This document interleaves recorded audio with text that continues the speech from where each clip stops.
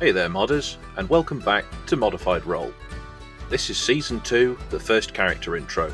My name's Pete, you'll probably recognise me from the first season of ModifedRoll. I'm returning to play Sinclair Drumar Lonu. He's a half-orc, half-goliath paladin, so listen now to the story of a young boy trying to find his destiny in a strange world. This is the story of Sinclair.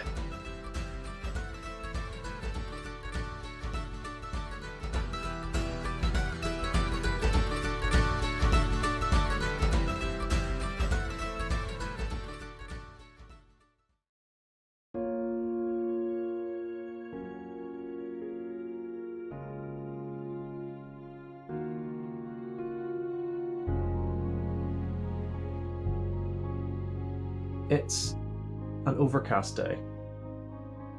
It hasn't quite started raining yet, but there's promise of it.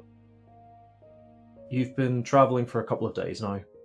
It's mostly what you do these days with your mum. You travel from place to place, she'll pick up some odd jobs, some work. You might occasionally find a place to stay for a few nights, but before long you're moving on again. You've just reached a small town that sits on the river. You haven't bothered to learn its name. There's not really much point, you probably won't be here long enough for it to matter. Most people haven't really given you your mother the time of day. There have been some stolen glances, but that's to be expected when a Goliath comes to town. There aren't many Goliaths like your mum in this continent, so you've always drawn looks, and more so after you were born. It's even rarer to see a half-orc, half-goliath wandering around. You haven't had much problem because of this. There's been a few people who haven't been very nice, but for the most part you've never been chased out of town because of it. But you've grown used to the coldness. People don't often offer to help. Which is why today is all the more surprising, because as you're sitting in the town, your mum reading the local notice boards for any work, you're approached by a man. He's an older gentleman, very tall, well over 6 feet. He approaches your mum and asks if she needs any help. Your mum looks at him askance, and you can see she's trying to work out what to say. And while she does, he turns to you, gives you a little wave and a smile, and turns back to your mother and say, "He's a big-looking lad. You been travelling long?" Your mother looks between you and him and just shrugged. We travel on and off. You look hungry. Please, come to the church and I can fix you something to eat. He starts to walk away and you can see your mum takes a second or two to consider this, but shrugs. Food's food, and if she's not having to pay for it, all the better. She takes you by the hand and leads you towards the church. Now, you've been into a couple of churches before. Your mum isn't particularly religious, at least not any religion from this continent, but this church just feels different. Stepping into the threshold, you feel a warmth. Not temperature-wise, but there's a homeliness to this church. You can hear people several rooms away.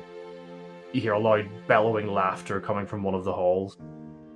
And this priest takes you into a small office where he begins brewing tea, and he sets some small biscuits and cakes on a tray on a table and gestures for your mother to sit down with him. What would you do as the two of them sit at the table? The young lad he's very a fish out of water in this situation. He's been travelling from town to town, no one's been showing him kindness, and then suddenly this man walks out and kindness just radiates from him, and this place strangely feels like home. So he's just sort of looking around in amazement and slight confusion at his current situation. With that said, what do you look like? Obviously, we've already mentioned that your mother's a Goliath, and as could probably be discerned from that, father was an orc. So what sort of traits have you taken from your parents? So, boy has taken the wide jaw from his father and very small tusks. They'd be sort of, you wouldn't expect them to grow to full tusks when he'd get older. He's adopted a mix of grey-green skin from both sides, and his mother encouraged him to get Goliath face tattoos at a very young age, so he already has Goliath face tattoos. Hardcore. As you're sort of stood looking around the room, you notice one of the tapestries on the wall, just plain white tapestry with a blazing sun emblem on it.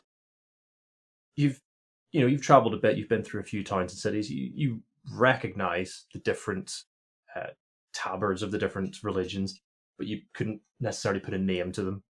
This is definitely one you've seen before, especially in some of the larger churches. But again, you don't know to which god it is, attesting to.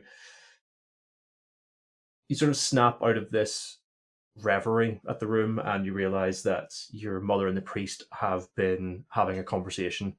She's a little bit flustered. You don't often see your mum flustered. It takes quite a bit to catch her off balance. But as you sort of zone back in the conversation, you hear the priest saying, No, I insist. For as long as you need. Your mother looks towards you. You can see her thinking for a second. She nods back. She looks back at the priest and nods once and says, We will repay you. And he smiles. And he looks to you and said, Well, that's settled then. What's your name, young lad? The boy sort of looks down to the floor and look around. He looks at the painting again, look back to himself, and then he looks the man straight in the eyes. I don't have one. Well, that won't do it. Won't do it at all. Every growing lad needs a name to call his own. So I need a name. Yes, my boy. Are there any that you fancy? Don't really know any.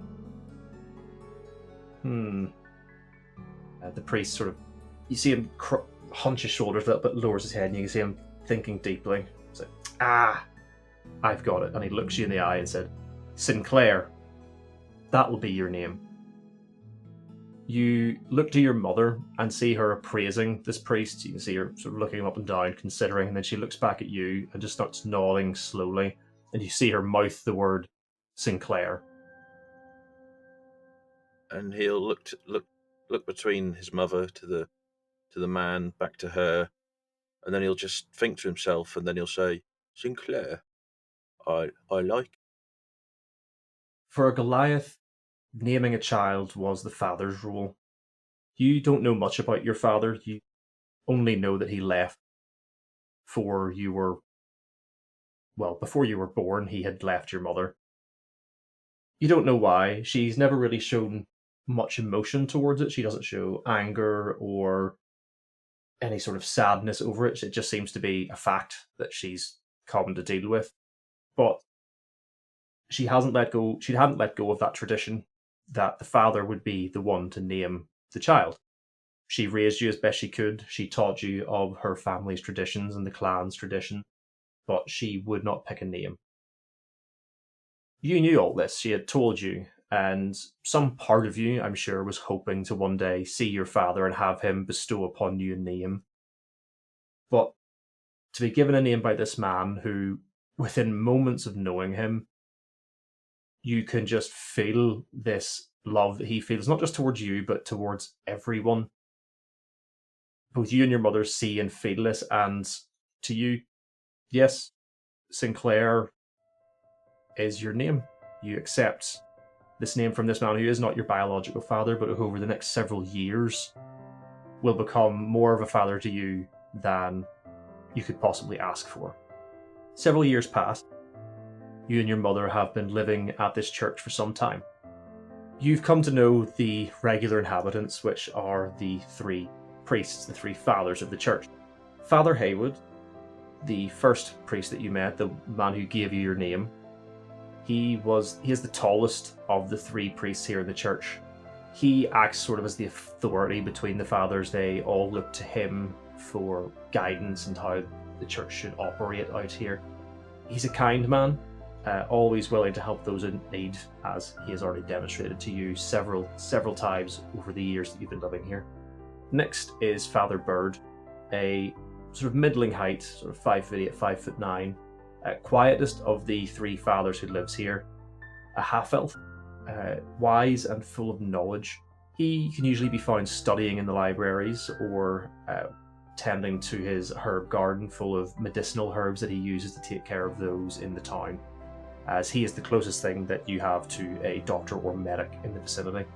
And finally, Father Cooper, the shortest of the three priests who lives here, but he more than makes up for his lack of height with his volume.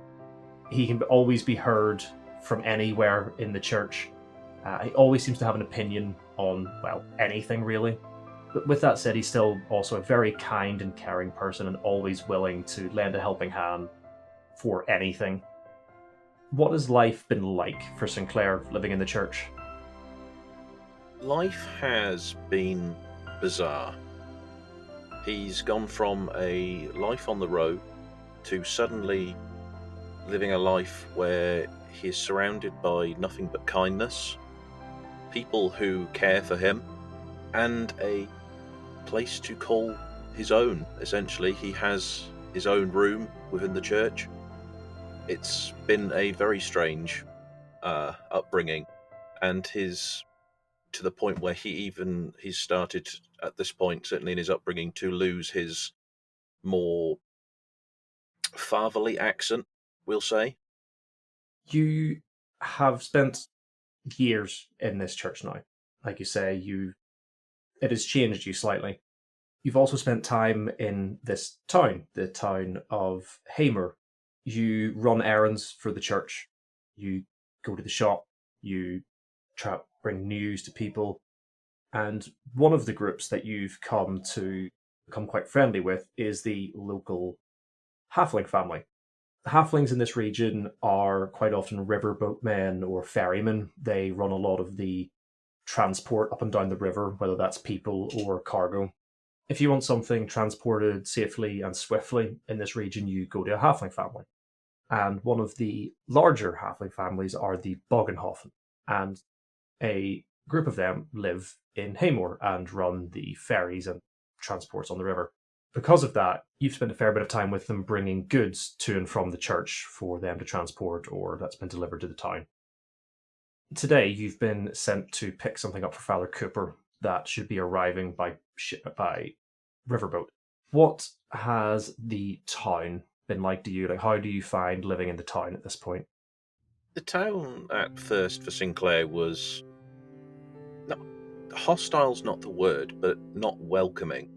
He felt like an outsider, but as the years have gone, people in the surrounding areas, even in the outlying districts, seem to have gotten used to the sight of this, now fully grown, 9 foot tall, half-orc, half-goliath, wandering the streets doing odd jobs for the church. So he's got a nice interpretation in his mind of what the town is now. Now he's grown. Now he knows how people are and how they perceive him. But he finds more joy in speaking to people around the river, because they tend to also not see themselves as outsiders, but he finds joy in talking to people around that area. So on this day, you've been sent down by Father Cooper. You're stood just off of the docks on the river, waiting for your friend. And as you're stood there, you hear from behind you at about knee level, "Watch your eggs, big lad," as a halfling shoves his way between your knees. And he stands directly in front of you and looks up, sort of almost craning backwards into your face, with a toothy grin, with the glint of a gold tooth. You see Horwick Boggenhofen, who is the eldest of the sons of the local Boggenhofen family, and is currently running a lot of the trade for the family in order to save up some money to move away and start his own business. You suspect you probably won't see him around here for much longer. Sinclair, with that surprise, he'll look down. At Horwick, it's fantastic. It's excellent to see you, good friend. And yourself. Now look, I hear you're looking for something and I think I might have it. And he slings this sack down off his shoulder, reaches inside and pulls out a small parcel. For Brother Cooper, aye. Ah, yes. You know how Father Cooper gets. He always needs his items delivering on time. Otherwise, he tends to express his opinion, and then we'll hear it all the way from here. Best for the local neighbour. Horwick laughs, just raucously laughing. He's like, "You're not wrong. Heads up!" And he chucks it up to you instead of reaching it to you like a normal person, throws it almost directly at your face. Sinclair will do one of those, sort of second time catches, in the case, and then he'll grasp it. Alright, lad, I have to set off because I'm down the river again later on today, so I'll catch you next time I'm in town for a drink, aye? Knowing full well that as a member of the church you don't drink. Indeed, yes. I'll definitely catch up next time. Let me know as soon as you're back in town. It'd be fantastic to see you again. At which point he's already walking down the road, waving over his shoulder. No problem, I'll see you then. Aye. Take care, little man. Ha ha! And yourself, big lad. Sinclair will smile, and then he'll turn and head his way back to the church. More time passes. You're, like you said, you're already nearly a fully grown in terms of height, but you're now starting to fill out. You obviously carry out quite a lot of the physical tasks at the church, lifting, carrying, chopping wood. And you've even been known within the town to come to assistance for any of the heavy lifting jobs. If a wagon wheel breaks down, they come to you to help, lift it and get the wagon wheel on. If somebody is injured and needs carrying for aid, they'll come and get you. People trust you. They may not all welcome you into their home, but they all know that they can rely on you if they need your assistance. You've been giving it some thought about what you want to do in the church. You haven't really considered anything outside of the church because this has become your life. You've sat down for a cup of tea with Father Haywood, Father Bird, and Father Cooper, and you've just told them of your plans for the future. Father Cooper. Paladin! You want to be a paladin, boy? It's path I seek. I know it's going to take time and a lot of willpower, but I'm willing to put in the time. Father Bird wipes some of the tea off of his jerkin that he spilled when Father Cooper bellowed at you. And he leans forward and said, "Well, Sinclair, you obviously know it's going to be a hard journey. You have given this some thought, yes?" I have. I can't see myself, as much as I love this place, staying in one place my whole life. I feel like I need to spread the joy that I first found here with the people of the continent. Father Cooper slaps his hand down on the arm of the chair. "Well, if you've made up your mind, boy, there's no chance of us changing it, is there? We know how pig-headed you can be." And Father Haywood stands up, sets his cup of tea on the table, comes forward and places his hands on his shoulders. Places his hand on your shoulders and says, "If this is the path you're going to take, then we will of course support you on it. Are you sure?" Claire will put his hand on Father Haywood's hand. It's the right course, I believe. He nods, smiles slowly, says, "Then we will of course support you. Your training will of course become more difficult if this is the path you wish to take. There are things you must accomplish before you can be allowed to take up the mantle of one of Pelor's crusaders, but we will ensure that you're given everything you need." I thank you all so much for all of your support. They all get up, Brother Cooper slapping you in the back, Brother Bird shaking your hand gravely, and the night continues on with discussions about how your training will change for the future. Several more years pass. You are essentially at this point an adult. Fully grown, you're now broader than most two men together, and about twice as tall. Your mother has not been well. She seems to be getting weaker by the day, and Brother Bird and any doctor that you've managed to get into the town hasn't been able to work out what is wrong with her.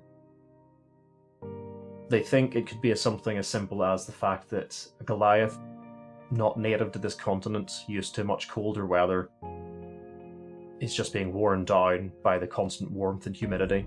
Although, to most here, it's not been anything exceptional, but they can't think of anything else to explain her deterioration.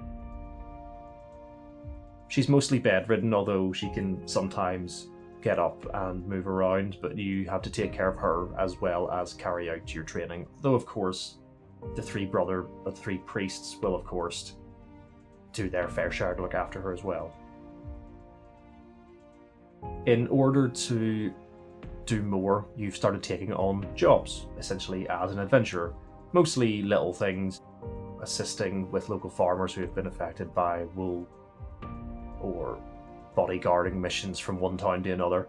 And one such job has just been posted on the local board. A local minor lord from the Fennec family needs some bodyguards to travel to a city in the north to carry out some business. You take on the information and you head back to tell your mother that you will be leaving for a few days on an adventure and to arrange with the three fathers who look after her while you're gone. You come inside. She is, of course, still in bed. The windows are all open to allow fresh air to circulate, and she doesn't look particularly unwell, just a little frailer than normal, but you know that she doesn't have the energy to do much. What do you tell her as you're getting ready to leave? Sinclair will sort of stare off into the distance, and then he'll sigh a big sigh, and then he'll slowly bring up the information. I haven't been fully honest with you today, Mother. I'm leaving town for a few days. I've accepted a bodyguarding job for a lord, and I think it's a good step to take on my path to becoming one of the Crusaders. And I've already arranged for the fathers to take care of you. But I don't know whether I should leave you. Your mother takes her hand and places it on yours. Do not let my sickness keep you from following your dream. I will be fine. I'm just a little weak, it's all. I'm sure when this summer finally ends and the cold comes back, I will be my normal self. But in the meantime, the fathers can take care of me. In that case, I suppose I have no choice. Oh, I'll bring you back a gift, of course. She smiles, and I promise to be well enough to greet you at the door on your return. Good luck, my son, my Sinclair.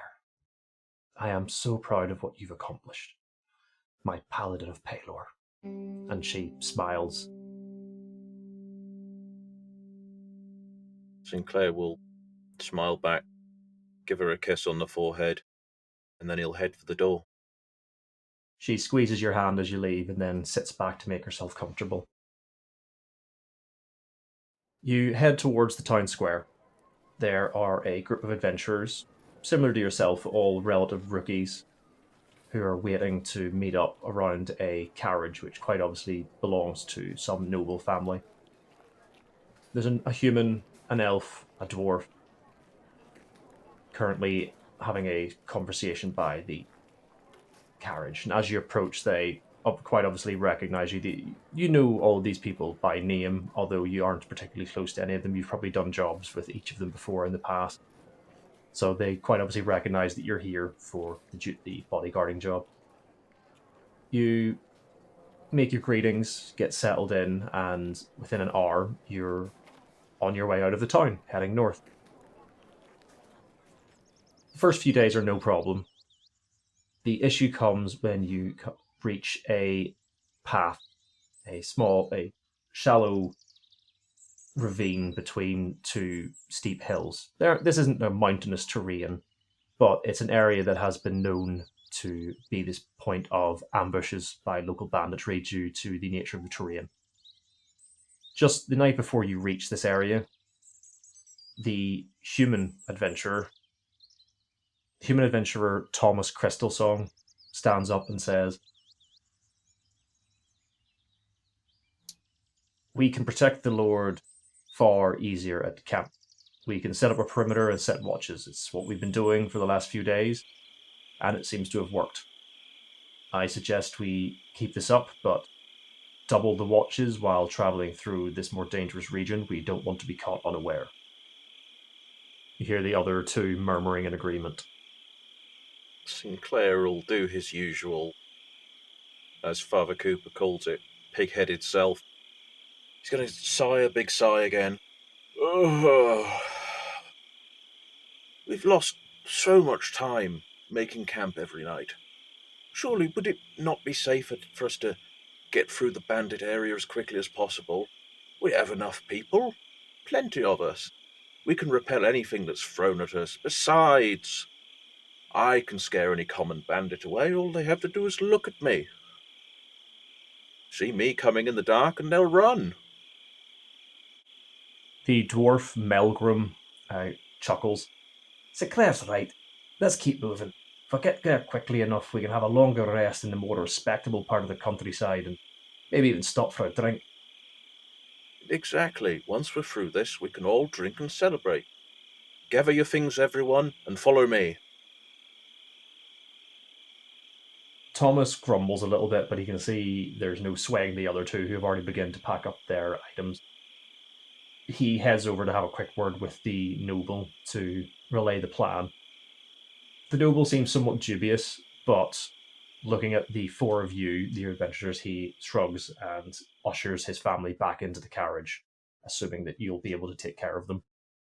Just before nightfall, as you're traveling through this sort of ravine on the next day, make a perception check for me. 10. What is your armor class? My armor class is 16. Okay. As you're walking along, the sun is just starting to dip behind one of the hills when you hear and you look round and an arrow has just embedded itself in the side of the carriage. Thomas yells, "To arms! They're in the hills!" And as you look up, you can see several bandits on either side of the road start moving towards the carriage. You don't have time to work out how many there are before they're upon you. So let's roll initiative. Okay. Claire's initiative is 16. Two of the bandits, spotting you being the quite obviously largest of the group, are going to charge you. And you said so it was your AC 15? It was 16.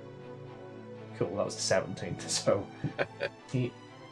17 and a 6. So the first bandit to reach you, as you sort of like come to your wits and look around, you see the first one coming and you growl at him, and it's enough to make him stutter step, and as he goes to swing his sword, he sort of stumbles and slips, and it quite harmlessly glances off the side, the shoulder, the pauldron of your armor. The second one, however, who was close behind him, doesn't get the full effect of your visage and leaps forward, stabbing you for 4 points of damage. Behind you, you can hear your companions also engaged in combat. The dwarf yelling dwarven, what you can only assume are swear words. Thomas shouting to the nobles to stay inside. The female elf that you know to be called Daithra begins casting spells on the nearest bandits, burning them with firebolts. What would you like to do? Okay, stumbling from taking a hit, Sinclair is going to eye up the bandit who just took a nice swipe at him. He's going to draw the sort of borrowed, not in great condition, great sword from off of his back with a one fell swoop, and he's going to take a slash at that bandit. He's going to roll a 12 to hit. 12 hits, just. Roll damage. Fantastic. 12 points of slashing damage. Right. Okay. How do you kill this first bandit? Just with that, with the sudden surprise of their attack, Sinclair is completely caught off guard. As soon as he draws it from his back, he takes a step forward and with one fell swoop of his strength from both his arms, grips it and just instantly beheads the first bandit. You swing your sword in a perfect arc. It takes this bandit's head clean off. Blood, fountains. The bandit who is next to him is covered. I'm assuming, did you aim for the one who hit you or the first one who tried to attack you? He aimed for the one who hit him. Yeah, so the other one is now bathed in blood. He is going to take one look at this. Look at you. And he's going to roll a natural 1 on his bravery check. He's going to quite literally piss himself in fear and turn to run from you. Do you take an opportunity attack? Because they attacked the caravan, unfortunately, yeah. Sinclair is going to take an opportunity attack. Okay, roll to attack. Again, another 12. Funny enough, still hits. Damage for 8 points of slashing damage. Okay, this one doesn't quite kill him, but you lay a line across from the tip of his shoulder to the side of his hip. You lay a line open across his back, and he screams in agony as he flees, but he does continue running. Can you roll me another perception check? Okay. Ooh, even worse. A 3. Okay. You look around. You can see the combat is still going between Thomas, who's currently fending off 2 bandits. Melgrim is likewise keeping 2 at bay. None of them seem to have failed any. Behind them both stands Daethra, throwing magic over their shoulders. Who would you move towards to assist? Out of Thomas and Melgrim, who looks like they're struggling more? To be fair, both of them seem to be holding their own. Melgrim seems to have taken more damage so far, but he does seem to be the hardier of the 2 regardless, so he has definitely been injured more, though. Yeah. Sinclair, having done a job with Melgrim before, knows that he can hold his own, so he's going to go and back up Thomas. Okay. As you move towards him, you don't spot it quite in time, but out of the corner of your eye, you see a flash of light. And then all you can hear is as a flaming sphere rockets past your face, strikes the side of the carriage, and explodes. Can you roll me a dexterity saving throw? That is a natural 1. Oof. Right. How much health were you on? 9 out of 13. Well, you've definitely lost that amount. You would take 10, 14, 27 points of damage. But as this fireball hits you and blasts you flat on your back, you feel your orcish blood pumping. And this shot of adrenaline just hits you, and you and sit up. This should nearly have outright killed you. But as you're about to fall unconscious, you sit bolt upright. You look around, And for now, everything is just fire and smoke. Your ears are ringing. And as you look around, you see two people step out of the tree line. One dressed quite obviously like a spellcaster. The other wearing some quite nice but quite obviously ill-fitting armor. You don't think this has belonged to him for very long. He steps forward and sees you sort of like dazed on the ground and just plants a boot in your face. This time sending you rushing into blissful unconsciousness. You don't know how long passes. Could be seconds, could be minutes, could be hours, but you eventually come round again. There are more bandits. You have enough sense not to move. You lie there, looking around you. There's still a slight ringing in your ears, but over that ringing you can hear a man's voice, that man in the slightly ill-fitting armor. He, at this point, has pulled the noble from the carriage, which you imagine probably wasn't quite difficult because the fireball has reduced most of it to just matchsticks, tinders. He pulls this man forward, holds him by the scruff of the neck in front of his men, and yells, "This is what you get when the world favors you. Fat and wealthy. I think it's time he learned a worldly lesson. What say you, lads?" And these other bandits cheer. Yeah!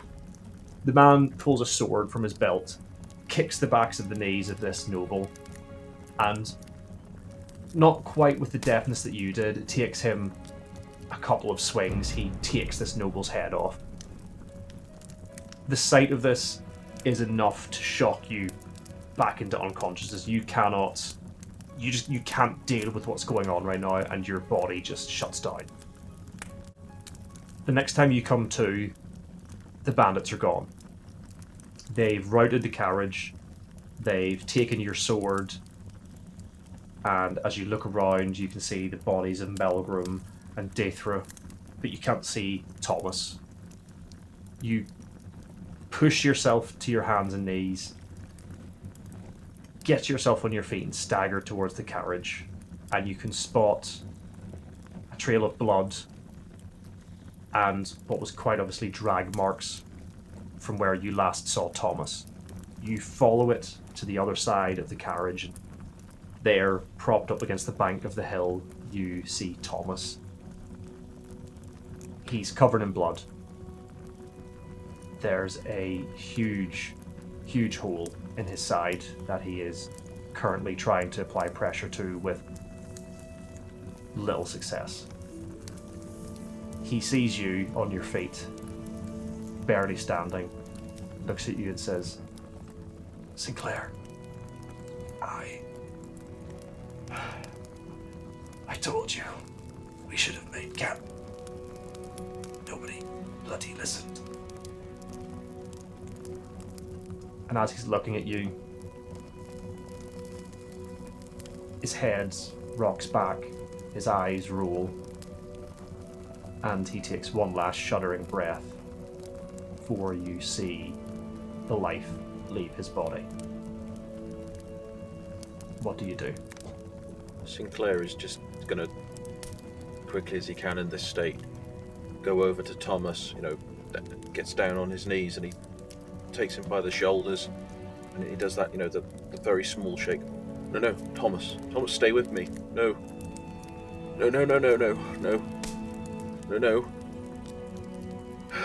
And he just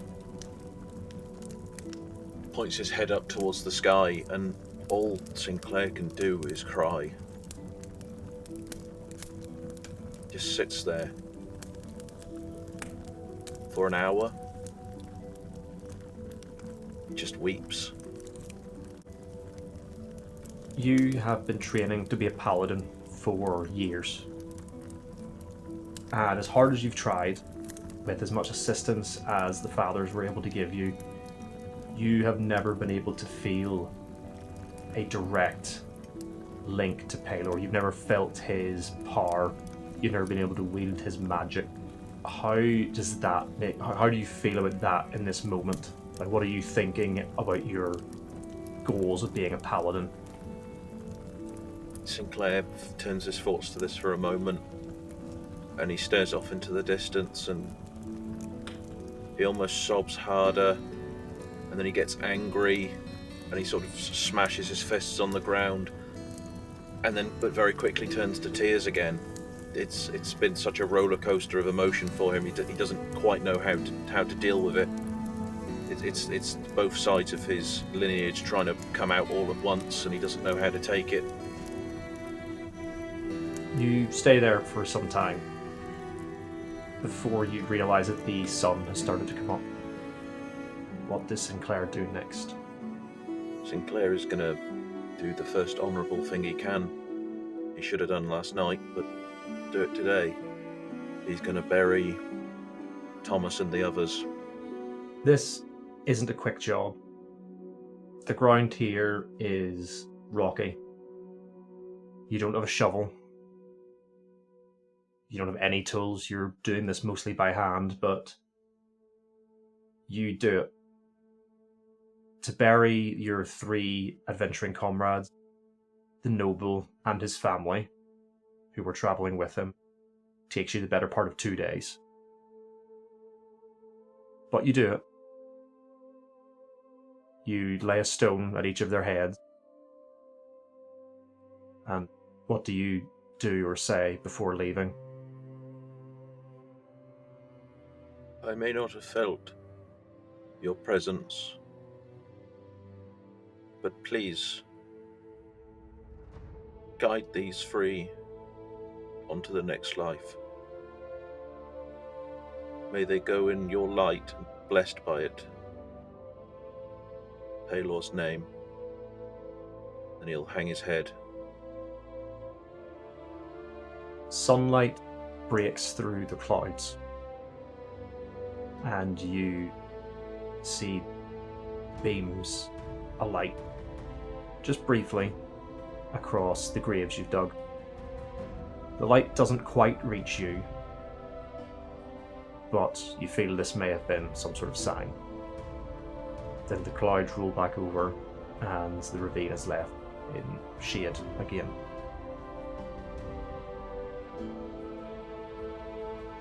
You head back to Haymore. The journey is longer, but you don't seem to notice. In fact, before you're even aware of it, you're back in the town. As you arrive, the rain that had been coming for days finally bursts, hammers thick on the ground, washes the mud and soot from your face, and as you make your way towards your home, the door slams open, and Father Cooper comes rushing out, running at speed. He spots you as he goes past, and as you get close, you can make out tears in his eyes. "Don't do anything foolish, Sinclair," he says as he continues running. What do you do? Claire is going to slowly follow his gaze onto Father Cooper as he runs up the street, looks slowly towards the church, and then he's going to very slowly walk towards it. You step inside. Water is pooling beneath your feet, dripping from your clothes onto the floor. You don't know how you know, but you know that you're going to find Father Haywood and Father Bird in your mother's room. As you get there, the door is open, and Father Haywood stands outside the door saying a prayer. He doesn't look up when you approach. Inside the door, you find Father Bird kneeling by the bedside, holding your mother's hand. Her eyes are closed, and she isn't breathing. Father Bird looks up as you enter, tears rolling down his face, and he says, "She told us to tell you that she's sorry."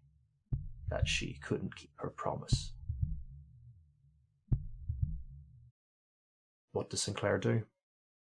Claire is just going to stand there for a second. Says nothing.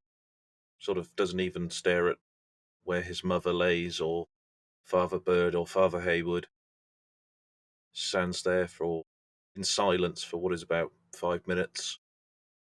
And then he immediately turns with a flash and then just starts walking out the door, back out into the rain. Father Haywood goes to call you as you go to leave. Sinclair, wait. Do you heed him or do you keep going? Sinclair, first time, is going to be disobedient and he's going to keep on going. You leave the building. What direction are you heading? Where are you planning on going? There's a place outside of town where Sinclair used to go when he was younger, a small hillock, really, that you can sort of get a good glimpse of most of Haymore from the top. He's going to head out that way, because it's a place that always brought him joy when he was younger, and he just hopes that it can heal anything he's felt recently. So he heads that way. You run, pounding through puddles and dirt and muck. You already were quite filthy from the journey. You hadn't really stopped to eat or sleep very much on the way back. You couldn't bring yourself to do so. You're exhausted. You're covered in dirt. You're cold. You're tired. What do you do when you reach this sort of area on the outside of the town?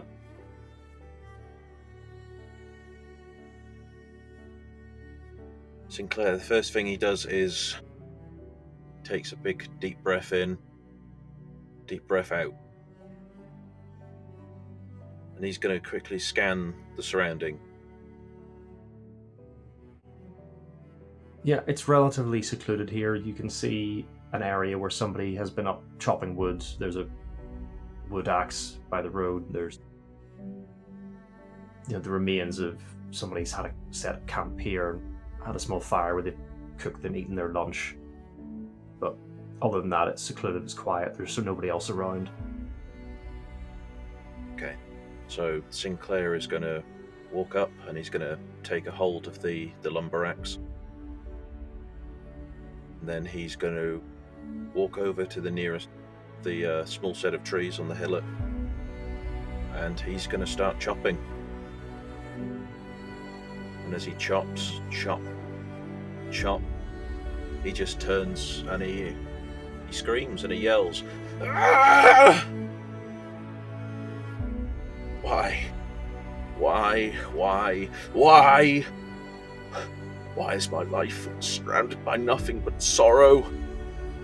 Can I not do anything right? Chop. My actions got my companions killed. My fault. My stupidity spilled out family's blood upon the floor. Idiot.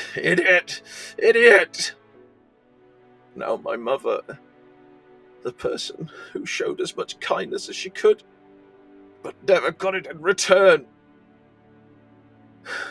Who's next?" And then chop, and his yells almost turn to laughter.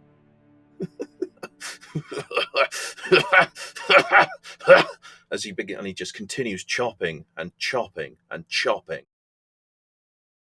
This goes on for some time. You lost count of the number of trees that you felled.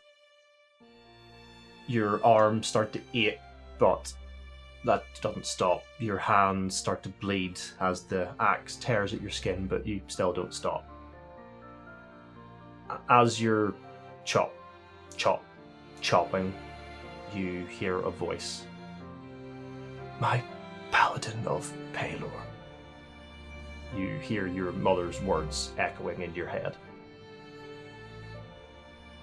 Claire just stops dead in his tracks, tears in his eyes, and he'll just drop to his knees.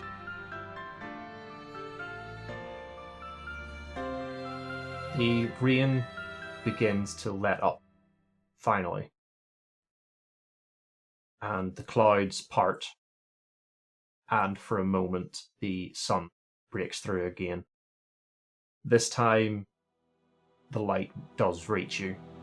It bathes you in a warmth that you've not really realized you'd been missing.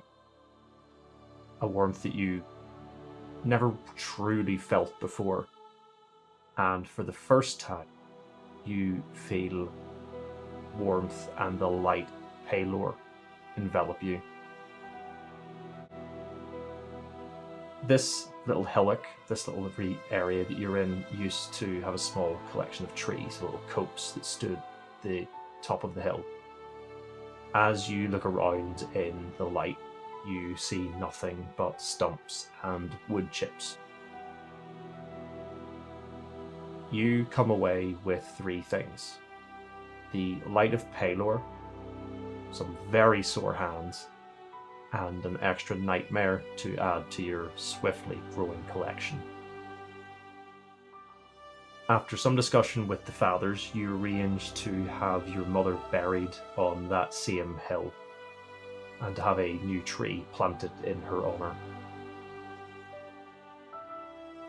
Even several years later, that hill overlooking Haymore still remains as it did that day, a collection of stumps and a lone tree standing over a lone grave.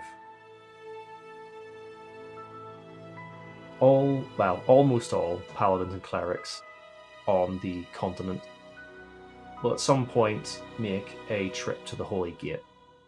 It's considered a pilgrimage, as this is the sort of last bastion defending the continent against the wastelands to the east, where it's said that demons still haunt after the demon wars. You've decided, after a few years after burying your mother, that now is the time for you to make this pilgrimage, because you believe it's going to help you find your true path. Your mother was really the only thing tying you to this place other than the fathers, and they agree that it probably is time for you to head out and make something of yourself. They can't imagine you being cooped up in this building any longer. You've outgrown it. You are handed some coin by the fathers, and you put that with your own meager collection that you'd saved. You share a night of some watered down wine and mead with the fathers, and reflect on your time, sharing stories of your childhood, reminiscing about your mother, and just having a warm conversation among people you consider to be your family, your only remaining family that you know of now. The next morning you raise early and head out with the first light. You head down to the riverside to take passage on a ship that has been previously arranged with the Bogenhofen family. You're surprised that Horwick isn't present. You question some of the family and they say he disappeared a few weeks ago. Some think he's just off gallivanting. He's been known to take time on some of his travels before. It's nothing particularly unusual, but he wasn't there on the day you were leaving, which you're a little bit upset about. You were hoping to see him before you go, but he is a riverman. You'll probably see him again on your journeys. They take you along the river, and they take you further inland towards the centre of the continent. You sleep rough for a few nights, trying to avoid inns to save money. But one day, while walking through the mud, you find a small signpost, and stuck to the post is a help wanted poster with a seal from the local knight. It reads, "Adventurers wanted. Reports of monster attacks on the rise in the local countryside. Skilled adventurers needed to cull their numbers and find the lair. Reward on completion. Report to Knight's Valor Keep for the details." What do you think when you see this help wanted poster? Claire is going to study it for a second, think for a while, look towards the direction of the Holy Gate, look to where he thinks Knight's Valor Keep is. Then he's going to do his usual, sigh, a big sigh. Quick trip off the beat track, then onto the Holy Gate. Well, this shouldn't take too long. Long now. And Sinclair walks off through the street. That night, you make your camp just outside of that small village. You manage to get directions to find out where Knight's Valor Keep is. It's just a little further north of where you are now. It's a small town surrounding a keep given to a local knight who was given some land to look after. You know it'll take you another couple of days to get there, but you're not in particular hurry. That night you bed down, and as you fall asleep, looking up at the stars above you, you dream. I would like you to pick a number between 1 and 23. I'm going to go for number 16. In your dream that night, you have visions of your mother, of your childhood, of traveling. You're given visions of the church, of Father Haywood, Father Cooper, Father Bird.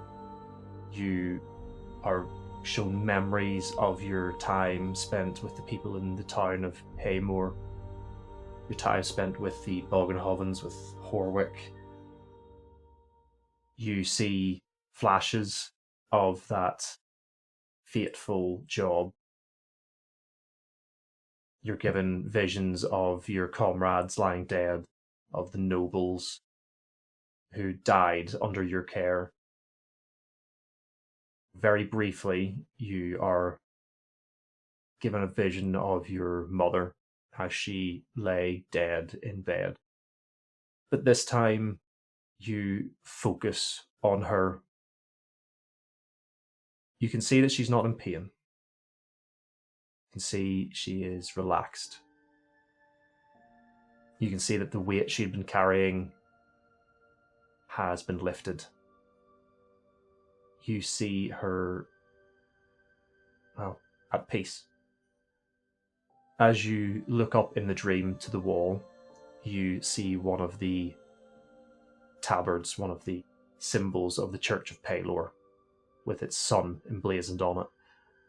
And that sun begins to glow, and then to shine, and then it becomes so bright that you cannot bear to look at it, until all that's left is the light and warmth from this sun as it fills your vision and fills your mind, and you awaken with a start as the first rays of the morning sun grace your face. You just drew the sun card from the tarot deck. Fantastic. You set off on your journey towards Knight's Valor Keep, pondering on the dream and what it could mean, and wondering what could possibly lie in store.